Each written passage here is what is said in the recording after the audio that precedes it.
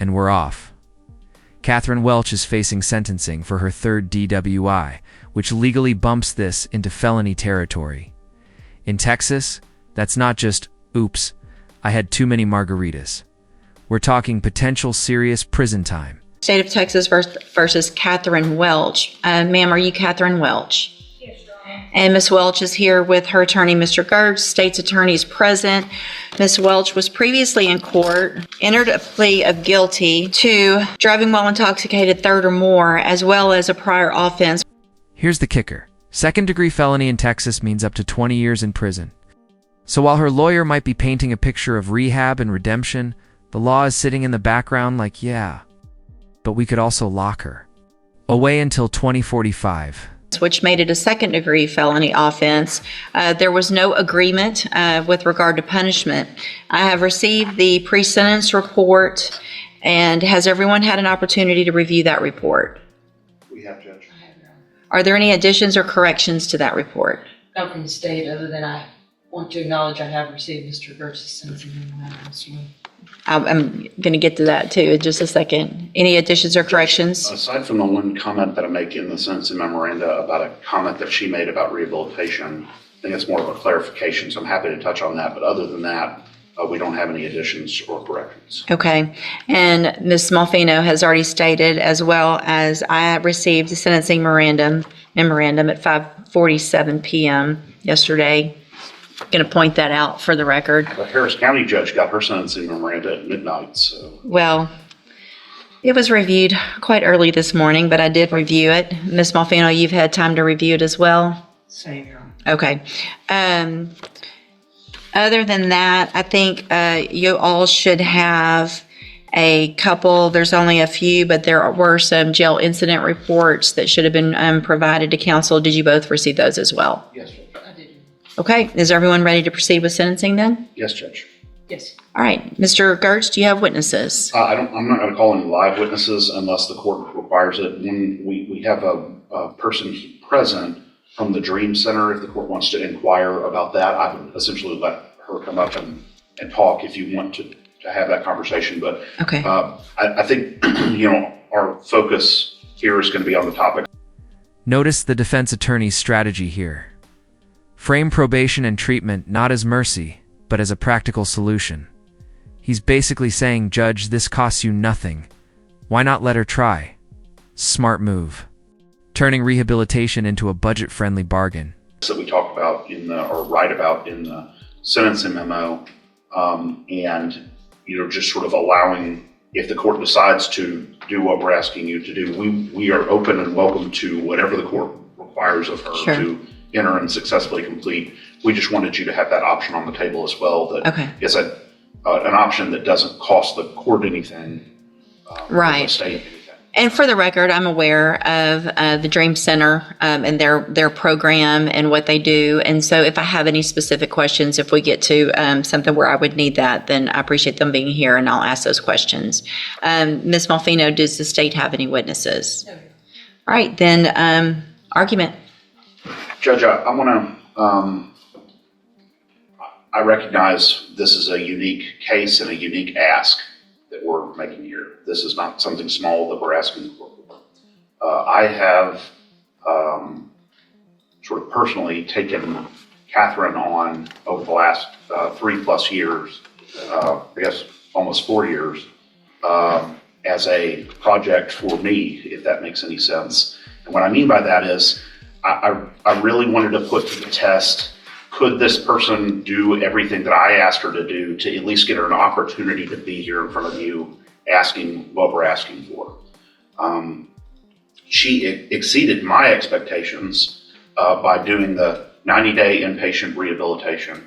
And while she was there, she started to explore with her counselors and her therapists there some of the underlying issues that went beyond just physical addiction, but actually had to do with her mental health and some of the things that she's experienced in her life. I'm not going to detail them on the record, but the court is aware of what those things are.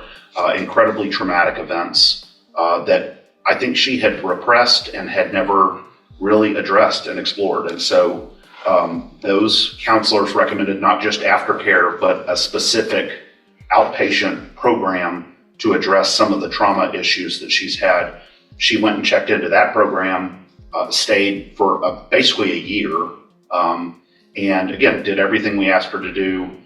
When I told her to go get her own drug patch, I told her to go get her own interlock device. She did all of that. Those records should be attached to the memo. She was successful, has been following the rules, doing everything we've asked her to do, had been going to AA, had gotten a counselor, actually reached out and befriended the director of the Dream Center to try to figure out what she can do next to sort of commit herself to her sobriety and to fixing the mental health issues that I think stem from the challenges that she faced as a young person. This is a classic defense pivot. Humanize the client. Don't focus on the criminal record, focus on the journey. He's shifting the lens from repeat offender to survivor of trauma who's finally turning things around. Question is, will the judge buy it? Sometimes it's easy to look at one side of the ledger, the rap sheet or the criminal history, and think that defines this person. What I have been fortunate enough to do is to really dig down and get to understand her as a human, and see that all the progress she's made, all the effort she's made, and see what she's done well and all of the problems that she's been addressing well. She's obviously very anxious about this day, but we've been looking forward to this day as well to be able to present that. And I want to go down on the bottom of page 2, address what I was talking about in the CSI. So that I'm not saying that this wasn't the words that came out of her mouth, but when she was asked by one of the examiners in the probation report, she felt she needed treatment. She said she didn't feel like she needed treatment. She wasn't opposed either. I want to clarify what we mean by that. And I say this here, but what she would say, I think, is she did 90 days of detox rehab related treatment, has continued aftercare, has continued mental health care. But in terms of going to a program that is specifically targeted at people who are currently using or currently intoxicated, I think she thought that wasn't the direction that would be ideal. She will do whatever you want her to do, but I wanted to explain what that comment means. And so, because a lot of times, as you know, Judge, private rehabilitation programs will just reject you if you've been clean for 3+ years, as she has. And so they just won't even accept you at all. So I think that was just a misunderstanding or a miscommunication between the probation officer and Katherine. But nonetheless, she's willing to do whatever the court chooses here. Additionally, we've been in contact with her current parole officer. They are willing to keep her on parole instead of revoking her, depending on what the court does here. And so that was encouraging as well. I think we had the same kinds of conversations with them about her recovery and about her efforts. And so I think that was an encouraging sign from them. And then finally, Judge, you see, we didn't want to focus too much on support from the community because, again, this isn't just a run-of-the-mill case. This is a different focus. But she is married. She has a family. She recognizes the impact that all of this has had on her family and her relationships, the strain it has put on her husband, both financially and also emotionally. And she accepts responsibility for that and is asking the court to consider this extremely rare position that we're asking the court to take here. Obviously, if the court would like her to address the court, she is happy to do that, or I'm not sure how you want to proceed on that. Okay, thank you. Ms. Malfino? Judge, I don't envy the position that the court is in this morning. I do take very seriously the comments of Mr. Gertz. I take him at his word for that, and I hope that all of those things are true. It's difficult for me as a representative of Jefferson County and the state and the citizens that are on the roads every day to stand up and say I agree with probation, but I don't. disagree with the things that Mr. Gertz has said and the information that is in his sentencing memo. To play the other side of the coin, does it suggest that she received the benefit of the doubt already by me waiving the habitual status that she could have been facing based on her number of priors? Does it seem... Now the prosecutor steps in with the tough love. She's basically saying, sure, rehab sounds great, but let's not forget she's been here before, multiple times.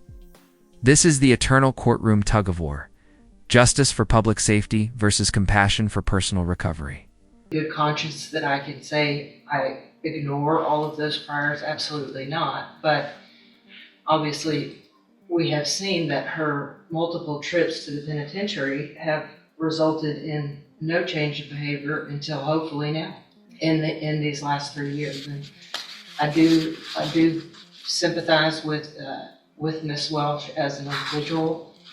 Again, it's hard for me as a district attorney, assistant district attorney, to say that I concur with the punishment being probation, but I don't, again, disagree with the comments that Mr. Gertz has. We've had multiple conversations about this case. I know he's worked very diligently at it. I don't really know, Judge, and that's why it's before you, that putting her in prison for 20 years and her getting out in 2 versus an extensive probation period where she can continue the recovery she's been doing is a better option. But again, I don't know what is in the best interest of public safety. Unfortunately, none of us do. So I would defer to the court's wisdom and whatever you think is appropriate based on the volume of information. All right, thank you. Anything else? Would you like to say something, Judge? Your Honor, I just want to say that the past was fueled by drugs and alcohol. I take complete responsibility for that. I did not know from very young when things happened in my life that it could have been, some of it could have been treated and stopped earlier if I had gotten help for my mental health. That after I received this DWI, that helped me get myself to a place that I could go into a treatment program and deal with some of those past traumas. In the past, I didn't. I medicated and drank to just forget about the pain, just numb myself out. I didn't know how else to deal with that. And here's Katherine herself. This is her redemption monologue, raw, vulnerable, and personal. Juries and judges can be swayed not just by facts, but by authentic emotion. A big question for you watching. Does this sound like genuine accountability or a last-ditch play to dodge prison? When I got on my mental health meds, and I have bipolar, I have PTSD, and my mind back then was very chaotic. And I just want to say, after I had my mental health meds, I was able to go through treatment at Santa Maria in Houston, and that place really saved my life. I did extensive 90-day treatment with trauma counselors. It was a trauma-informed community there. And also, when I completed that, I worked an outpatient program, but I still lived on their facility. I went to the sex trafficking and recovery program, and I was in that for about 8 months, where I got the state paid for the counseling for trauma still. And I just worked really hard in that. I got a job while I was in there. And then once that program was over, I moved to a sober living facility in Oxford House in Spring, and I worked there until I felt like I was strong enough to come home and do what I needed to do. And I was in the complete program for right at a year. And I'm sorry, I'm very nervous today, and I know that my past record is like Ryan said, atrocious. But